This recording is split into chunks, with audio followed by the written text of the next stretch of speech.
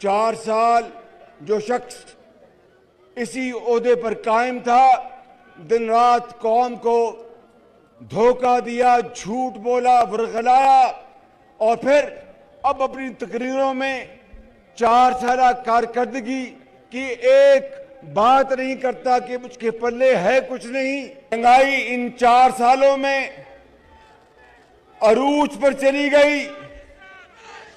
इन्होंने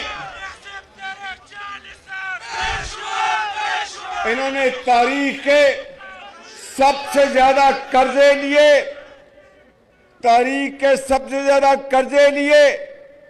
4 सालों में 24,000 अरब रुपया कर्जा लिया, कहीं कोई नई एक ईंट नहीं लगी।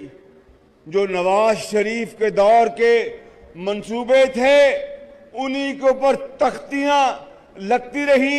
शूमिए किस्मत, तेल टाइम पर न मंगवाया, गैस न मंगवाई और मुल्क की मईशत का भट्टा बैठ गया।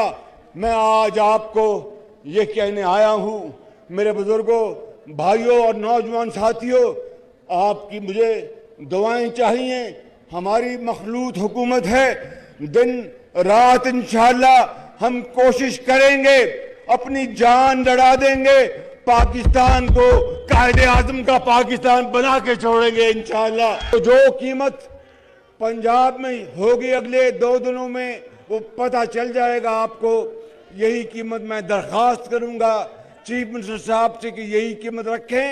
नहीं रखेंगे तो फिर मैं अपने कपड़े बेचूंगा और आपको मैं आटा मुहैया करूंगा। पाकिस्तान तब तरक्की करेगा जब पंजाब के साथ केपी तरक्की करेगा, बलूचिस्तान तरक्की करेगा, सिंध तरक्की करेगा।